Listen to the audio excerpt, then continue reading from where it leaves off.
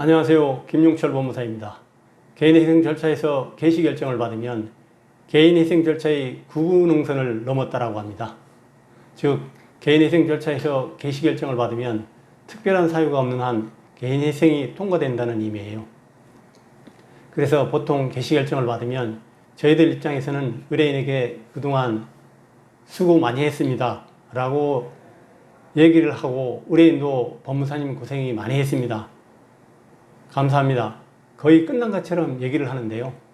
그러면 개시 결정만 받으면 다 끝나는 것이냐? 아닙니다. 개시 결정이 나오고 무사히 통과되는 비율이 90% 정도입니다. 그러면 나머지 10%는 개시 결정을 받은 후에도 개인회생 절차가 폐지된다는 얘기입니다. 그럼 나머지 10%에 해당되지 않게 해서는 어떤 점을 주의해야 되느냐?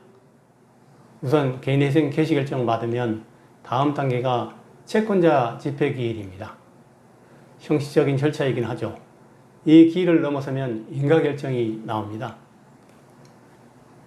인가결정이 나오면 그 다음에는 변제계획안대로 변제금을 성실하게 납부를 하면 개인회생 면책이 되죠.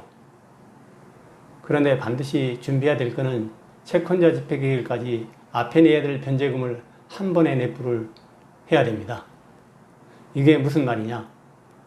처음 개인회생 신청을 할 때 변제계획안에 언제부터 돈을 내겠습니다라고 날짜를 정하게 되죠. 그게 채무자회생법에는 신청 후 3개월 안에 정하라고 하고 있는데, 저희들이 실무적으로는 딱 3개월째 되는 날에 맞춰서 변제를 시작하겠습니다 라고 변제계획안을 작성을 해서 제출을 한단 말이죠. 근데 보통 개시결정이 3개월 뒤에 나와요. 한 4개월째 나온다고 그러면 요 앞에 있는 3개월 거, 개시결정이 떨어질 때 계좌번호가 나오거든요. 그 계좌번호로 채권자 집행일 전에는 한 번에 입금해야 합니다. 이 돈을 준비 못해서 폐지되는 경우도 있습니다. 갑자기 3개월치 돈이 어디 있느냐? 어떤 분은 개시결정이 1년 뒤에 나서 1년치를 한 번에 내야 되는 경우도 있거든요. 그럼 한 번에 그 돈이 어디 있습니까? 그래서 반드시 여러분들이 사건을 의뢰한 법무사님한테 물어보세요. 내가 언제부터 돈을 내기로 되어 있느냐? 그때부터는 따로 돈을 모아 두셔야 됩니다. 그리고 채권자 집행일이 형식적인 절차이긴 하지만 본인이 반드시 참석해야 됩니다.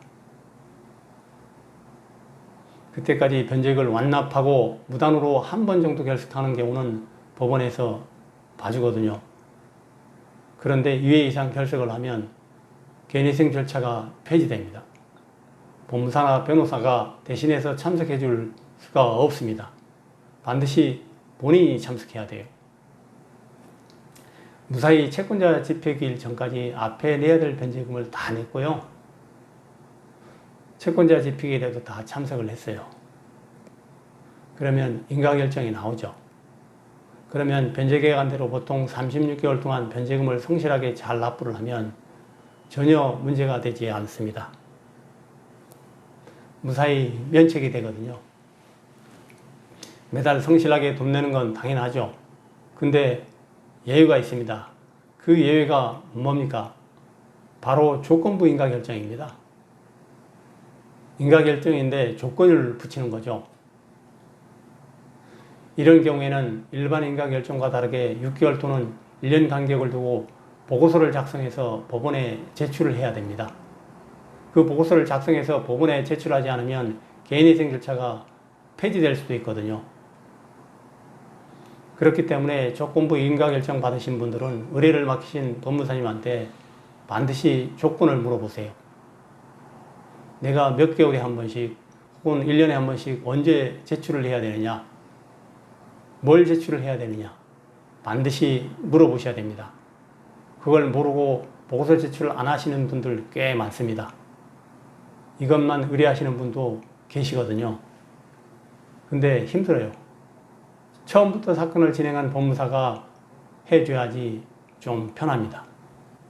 그래서 조건부 인가결정 받으신 분들은 제때 보고서 제출을 잘해야 합니다. 안 하면 폐지됩니다. 개인회생 절차에서 구분응선이라고 할 수 있는 개시 결정을 받더라도 약 10% 정도는 개인회생 절차에서 폐지되고 또 이게 나일 수도 있습니다. 그래서 이번 시간에는 개시 결정 받은 후에도 폐지되지 않게 해서 반드시 주의할 점을 살펴봤습니다. 감사합니다.